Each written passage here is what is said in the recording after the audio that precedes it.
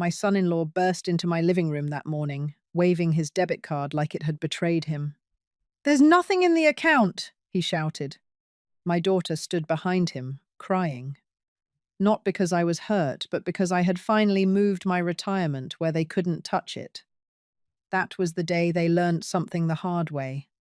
When you call your own mother a burden, she might just decide to stop carrying you. Before I tell you how it all unfolded, if you're here listening, I'd truly appreciate it if you subscribed, and maybe tell me where you're watching from. These stories aren't just stories, they're pieces of my life, and knowing someone out there understands means more than you might imagine. After Daniel died, the house didn't feel empty. It felt suspended, like the air itself was waiting for him to walk back in. The hallway clock ticked louder than it ever had. The refrigerator hummed through the night. Even the porch swing creaked like it missed his weight. Daniel and I bought that house 40 years ago. 2 bedrooms, one crooked fence, white paint that peeled every spring. We always meant to repaint it. We just never did. There was always tuition to pay, or car repairs, or something Rebecca needed. I worked 39 years at the county records office. Dusty files, cold mornings, coffee that went stale before noon. Daniel drove delivery trucks, long routes, bad knees, hands permanently smelling of engine grease. We didn't complain, because Rebecca had dance recitals, school trips, a used sedan when she turned 16. I remember selling my mother's gold bracelet to help cover her college deposit. I told her it had been sitting in a drawer anyway. She cried when she found out. I told her she was worth more than jewelry, and I meant it. Years passed. Rebecca grew up. She married Tyler. Tyler spoke in big ideas, opportunities, leverage, expansion. I didn't understand most of it, but Rebecca smiled beside him, and that was enough for me. Then one Tuesday morning, Daniel collapsed in the garden. He was watering tomatoes, whistling softly. By the time the ambulance arrived, he was gone. 40 years, folded into silence. The first few months after his funeral felt unreal. I would wake up reaching for him, set 2 cups on the counter, pause halfway through conversations with no one. Rebecca visited often at first. "Mom, you shouldn't stay alone," she'd say gently. Tyler would nod behind her. "We've got space. Come stay a while." I resisted. That house carried Daniel's laugh in the walls. His slippers still rested by our bed. But loneliness is heavy, heavier than pride. So I packed 2 suitcases, my sweaters, photo albums, Daniel's flannel shirt I still hadn't washed. I locked the front door, promised myself it was temporary. I had no idea what I was walking into. The first few months with them were comfortable enough. Rebecca worked at a design firm downtown. Tyler said he was between projects. I cooked. I cleaned. It made me feel needed again. They complimented my roast chicken, laughed at my stories, called me Mom with warmth. My retirement check arrived quietly each month. $1,800. At first, I offered to cover groceries. It seemed fair. Then came small requests. "Mum, could you handle the electric bill this month?" Just until Tyler's payment clears. Of course I said yes. Family helps family.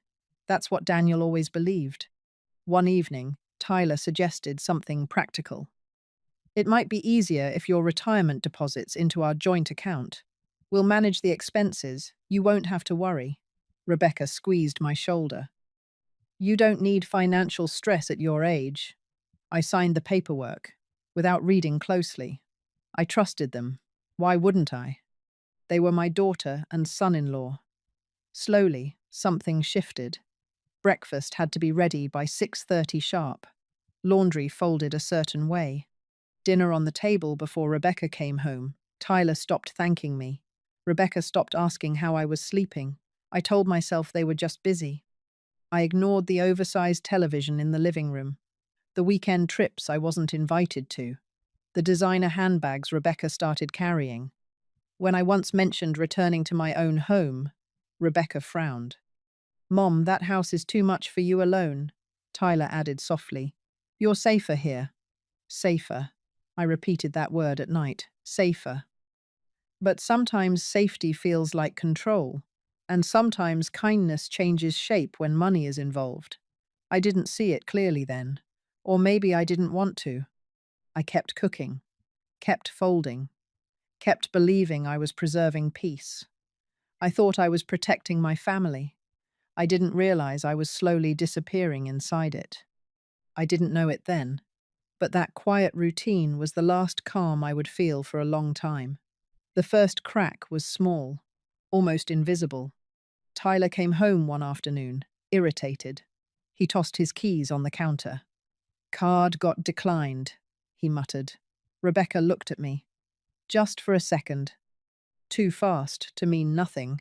I pretended not to notice, but something shifted in the air. A week later, I found a bank statement crumpled in the trash. I shouldn't have looked, but I did. Restaurant charges, hotel bookings, a jewelry store I'd never heard of. Thousands of dollars.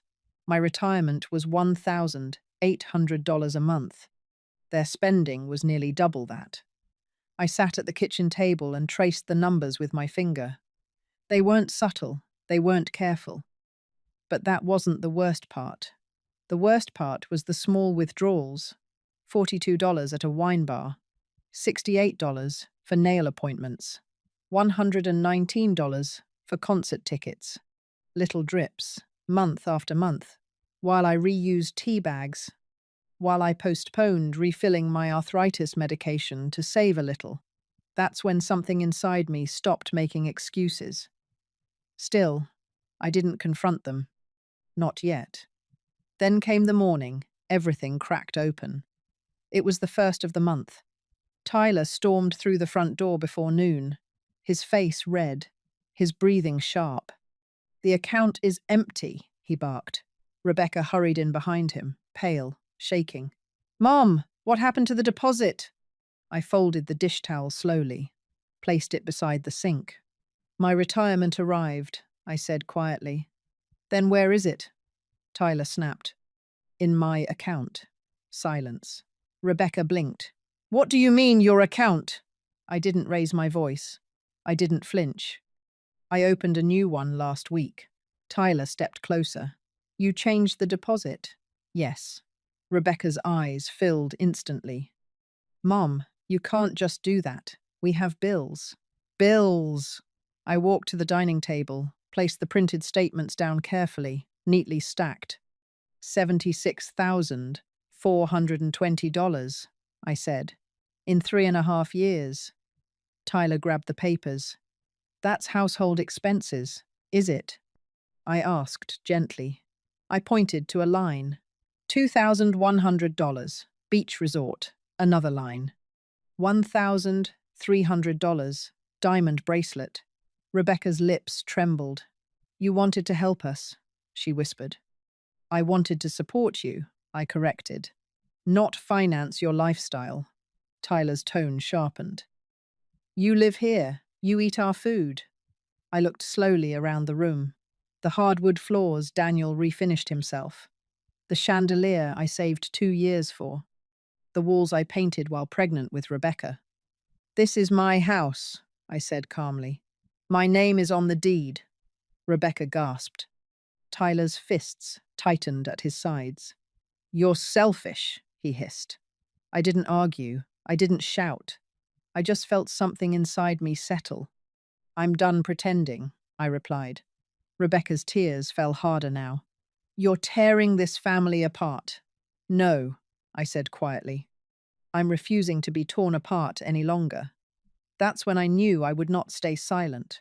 I didn't raise my voice, but something inside me went very, very quiet. That night, no one spoke to me. Doors closed harder than necessary. Footsteps were sharp. Dishes clattered louder than usual. I sat on the edge of my bed and stared at my hands. They looked older than I remembered. Thin, veined, steady. I expected guilt, or maybe fear. Instead, I felt hollow. like a room after the furniture's been removed. The next morning, breakfast was silent. No good morning, no coffee poured for me. Tyler grabbed his plate and left. Rebecca kept her eyes on her phone. I washed only my dish, left theirs in the sink. A small thing, but small things shift power. The house felt colder that week. The oversized television hummed constantly. The leather sofa still smelled like Tyler's cologne. I ran my fingers along its armrest and remembered Daniel saving for it. He wanted something that would last. He used to sit on the left side, one arm stretched across the cushion. "Family is everything," he would say. Back then, it felt warm. Now, it felt transactional. On the third day, rain pressed softly against the windows. I folded Rebecca's old childhood blanket that I had kept tucked in my suitcase. The edges were frayed. The pink had faded to pale blush. I remembered staying up all night when she had pneumonia at 8, holding her hand, counting each breath. I would have given anything to keep her safe, and in many ways, I had. That realization didn't make me angry. It made me tired. Some nights, I caught myself whispering her name, not in anger, not in bitterness, just disbelief. How did we get here? Was I too generous, too afraid to be alone? Or did grief make me easy to manipulate? On the fourth evening, Tyler cornered me in the kitchen. "You're destroying this family," he said. Low voice, tight jaw. "We planned around that money." I sliced an apple carefully. "You planned around my money," I corrected. He leaned closer. "You wouldn't survive on your own." That sentence used to frighten me. After Daniel died, loneliness felt like a physical weight. I feared empty rooms, feared long nights, feared being forgotten. So I tolerated more than I should have. I accepted being called old-fashioned, accepted being corrected in my own kitchen, accepted not being invited on trips paid for with my retirement. Because I told myself, at least I wasn't alone. But loneliness inside a house full of people is heavier than solitude.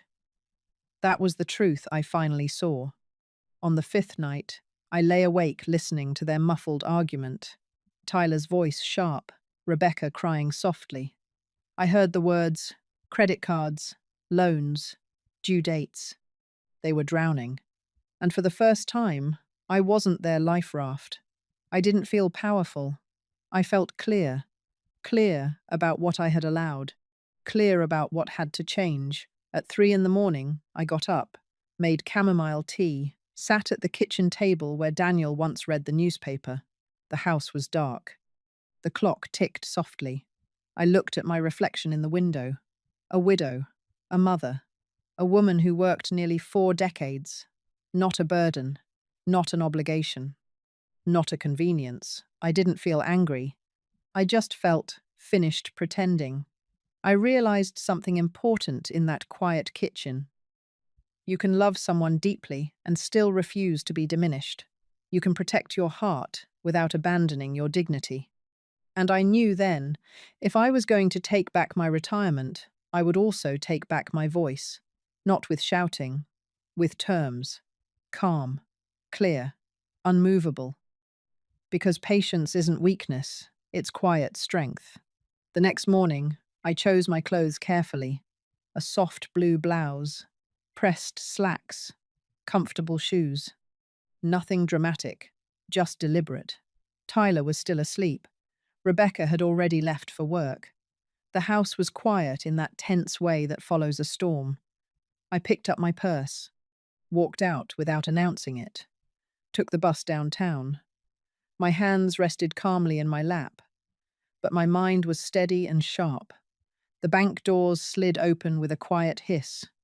Cool air, polished floors, soft music overhead. A young teller smiled at me. "How can I help you today?" Her voice was warm. "I need a full review of my account history," I said. "All transactions, for the last 3 years." She nodded and began typing. Page after page slid from the printer. The stack grew thick. 3.5 years.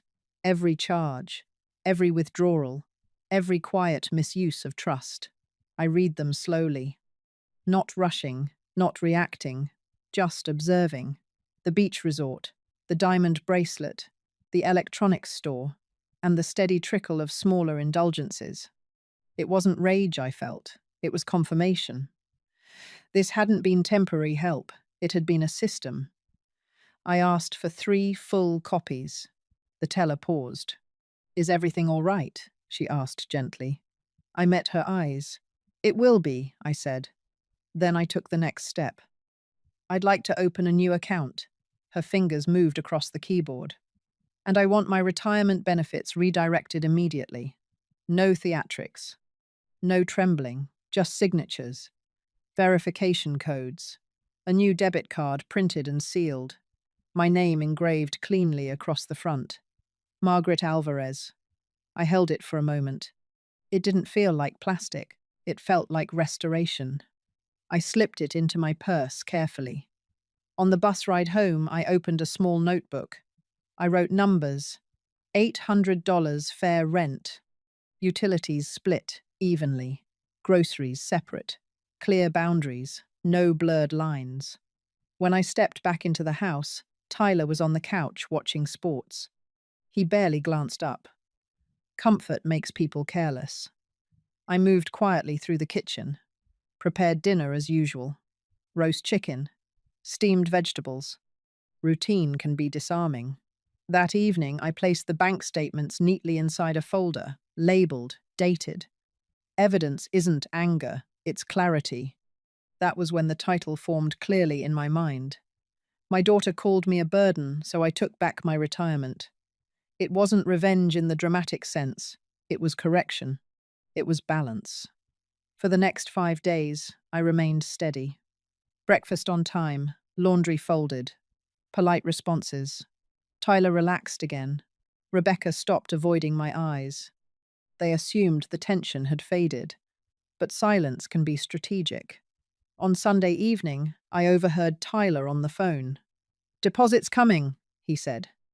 Just a delay. He sounded confident. I stood in the hallway, listening. He still believed access was permanent. That's the thing about entitlement. It rarely expects resistance. I placed the new debit card inside my Bible on the nightstand. Not as protection. As reminder. This wasn't about money. It was about respect. When someone calls you a burden long enough, you begin to question your own worth. I refused to question mine any longer.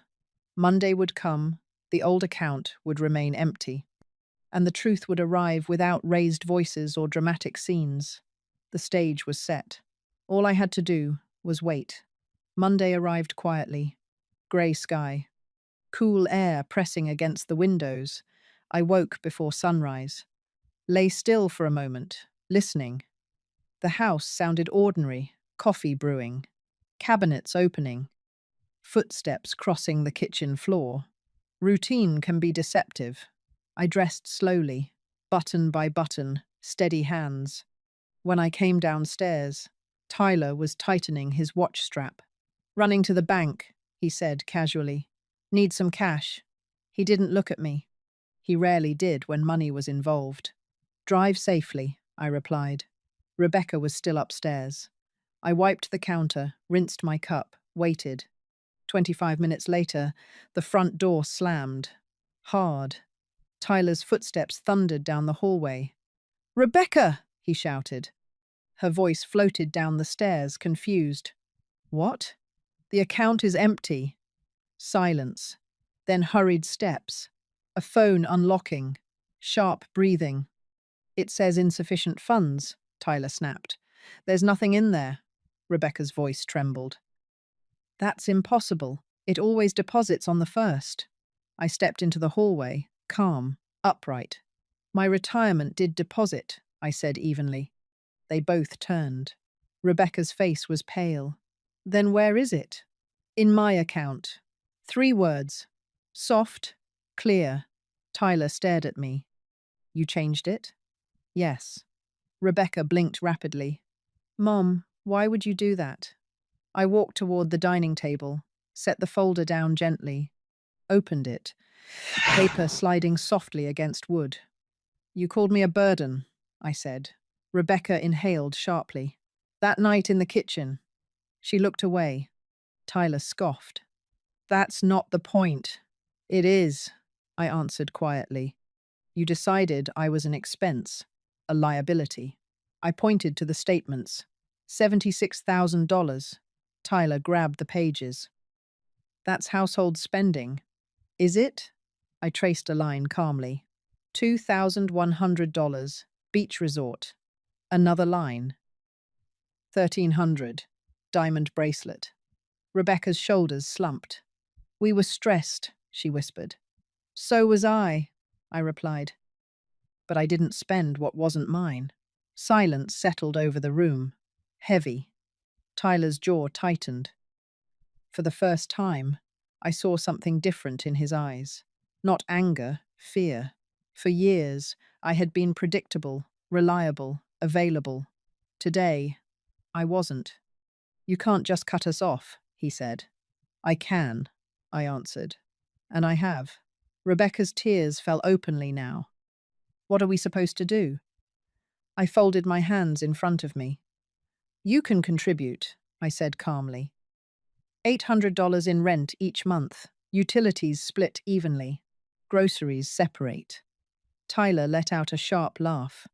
Rent? From you? Yes. This is my house. Rebecca shook her head in disbelief. You'd really throw us out? No, I said softly. I'm giving you a choice. They stared at me as if I were someone new.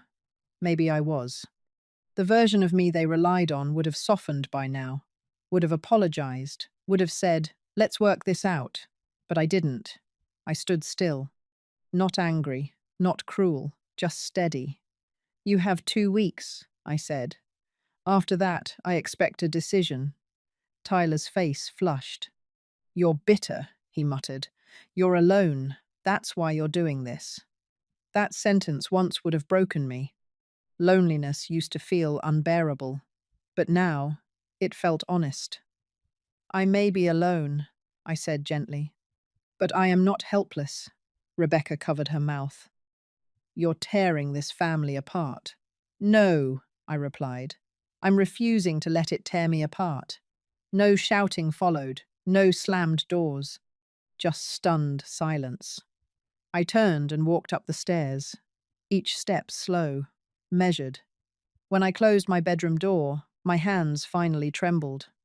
Not from fear, from release. Sometimes the loudest moment in life is when you say nothing at all. And in that quiet house, for the first time in years, I felt free. 6 months later, I am back in my own home. The white paint still peels near the porch railing, the fence still leans slightly to the left. The wind still moves the curtains in the afternoon. But it feels different now. It feels like mine. Rebecca and Tyler moved out 12 days after I gave them the terms. No dramatic farewell, no apology, just a short note left on the kitchen counter. I hope you're satisfied. I folded it once, placed it in a drawer. Not to remember the hurt, but to remember the lesson. The first few weeks alone were quiet. The house echoed at night. The refrigerator hummed again. The hallway clock ticked louder than I remembered. But the silence didn't frighten me this time. It felt clean. I made coffee when I wanted. Left dishes in the sink if I felt tired. Sat on the porch without checking the time. My retirement check still arrives on the 1st. $1,800. It pays my bills. It fills my refrigerator. It even covers watercolor classes every Tuesday afternoon. Small joys, earned joys. One evening, Rebecca knocked on the door. No designer purse. No polished confidence, just tired eyes. She told me she and Tyler had separated. The debts had swallowed them. His gambling had been worse than she admitted. She apologized. Not loudly, not dramatically, just quietly. I didn't see you clearly, she said. I listened. Forgiveness doesn't happen in a single breath. It unfolds slowly. like morning light through curtains. We talked for hours that night about Daniel, about fear, about pride, about how easy it is to confuse support with entitlement. We are rebuilding now, carefully, brick by brick, because when my daughter called me a burden, so I took back my retirement, I wasn't trying to punish her. I was protecting myself. And sometimes protection looks harsh from the outside, but from within, it feels like survival. I've learned something important in these years. Self-respect is not selfish. Boundaries are not cruelty, and love without respect eventually becomes dependency.